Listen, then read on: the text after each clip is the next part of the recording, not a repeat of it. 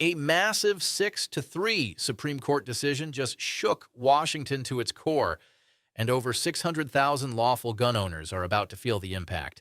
For years, politicians and agencies have pushed the limits, writing rules that never passed through Congress, redefining what it means to keep and bear arms. But today, the highest court in America finally said enough. The Second Amendment isn't a suggestion. It's the law of the land. This isn't just a case about guns. It's a case about power and who really holds it in a free country, the government or the people. It began quietly, a challenge filed by ordinary citizens and gun rights groups after the ATF tried to expand its authority once again. The rule in question, a sweeping redefinition that affected everything from magazine capacity to accessory ownership. Suddenly, hundreds of thousands of lawful gun owners were at risk of becoming felons overnight. 600,000 Americans who had complied with every law, passed every background check, were now being told their equipment was illegal, not because Congress changed the law, but because an unelected agency reinterpreted it. That's when one man, a decorated veteran from Texas, decided to fight back. He wasn't a lobbyist or a politician. He was just tired of seeing the government rewrite rights with the stroke of a pen. That case made its way through the lower courts, blocked and delayed again and again until finally the Supreme Court took it up. And when the ruling dropped, the legal world froze. By a 6-3 majority, the Supreme Court struck down the regulation as unconstitutional. Chief Justice Roberts and Justice Gorsuch joined Justices Thomas, Alito, Kavanaugh, and Barrett to form the majority opinion, a thunderous declaration that regulatory agencies can't invent new crimes. Gorsuch wrote, "The Constitution vests the power to make laws in Congress, not in administrative agencies." That single sentence rewrote the boundaries of federal power. The decision doesn't just undo one regulation. It dismantles the legal theory that allowed decades of creeping overreach. For the 600,000 Americans caught in the crossfire, it's freedom restored. For Washington, it's a wake-up call. Here's what makes this case so monumental.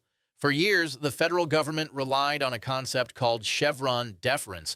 It meant courts often deferred to agencies like the ATF whenever a law was ambiguous. In plain English, if the wording wasn't clear, the bureaucracy got to decide what it meant. But this 6-3 ruling drives a stake through the heart of that doctrine. The court said if the law is unclear, it's Congress's job to clarify it, not the agencies. Unelected bureaucrats don't get to rewrite criminal law just because they find a loophole. This single ruling could ripple across everything from environmental policy to tax codes, but nowhere is the impact more immediate than the Second Amendment. Because for decades, gun owners have been trapped in a maze of shifting rules.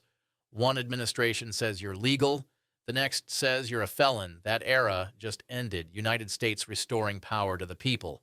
615-8.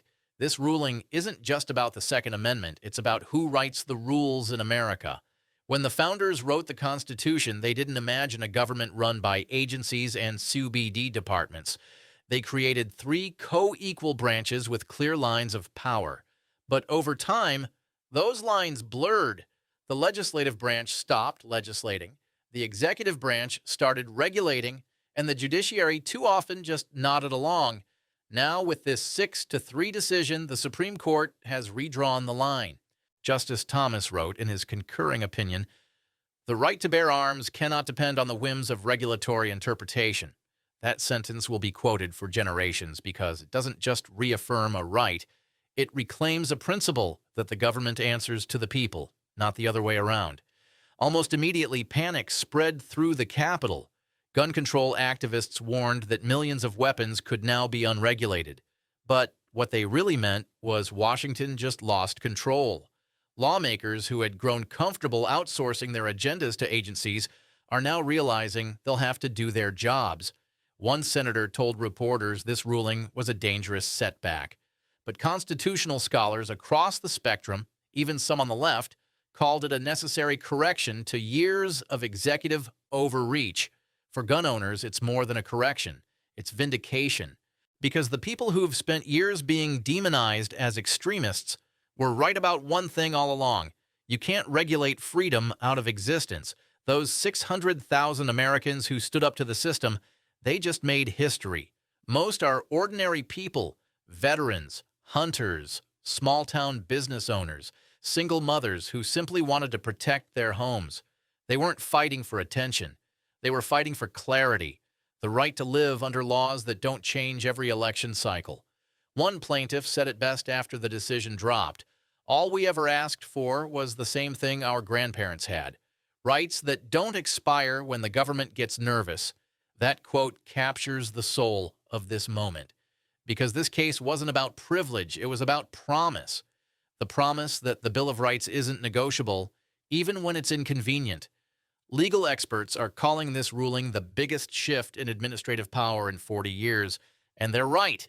It means that future gun control rules, whether about magazine limits, pistol braces, background databases, or ammo restrictions, will all face new scrutiny. Every policy that wasn't passed by Congress is now legally vulnerable.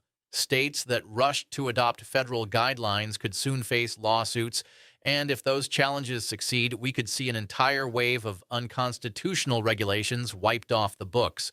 It also gives future presidents, especially pro-2A ones, the green light to roll back restrictive measures without fear of judicial interference. In short, the pendulum of power just swung back to the people. This decision will be remembered not just as a two-way win, but as a reaffirmation of American sovereignty. Because when the Supreme Court said agencies can't make law, they weren't just protecting gun owners, they were protecting everyone: farmers, truckers, small business owners. Every citizen who's ever been buried under red tape from unelected officials now has a reason to breathe again. The founders warned about concentrated power. They wrote checks and balances into the DNA of this nation, and with this decision, the court just honored that legacy. Justice Allo's final paragraph said it all. Liberty requires limits, not on the people, but on those who govern them. That's the heartbeat of this ruling. That's the essence of America. Gun rights organizations are already moving to leverage this case. Challenges against state-level magazine bans, assault weapon registries, and red flag confiscations are being refiled, citing this new precedent. And here's the thing.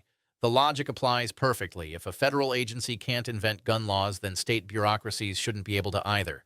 Legal analysts predict a cascade of constitutional corrections over the next 2 years, and that could mean millions more Americans will see their rights restored. From Maine to Montana, people who were once afraid to speak up are now realizing the tide is finally turning. The 6-3 decision isn't just a headline, it's a hinge in history.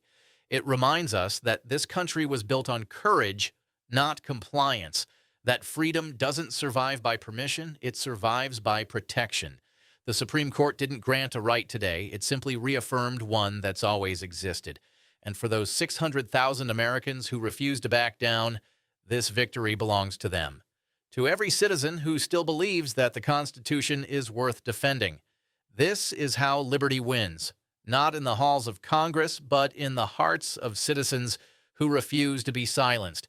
If you believe in that kind of freedom, make sure to like, share, and subscribe, because the next Supreme Court case could reshape your rights again. Stay informed, stay vigilant, and never forget, freedom is never granted freely. It's defended boldly. United States, united.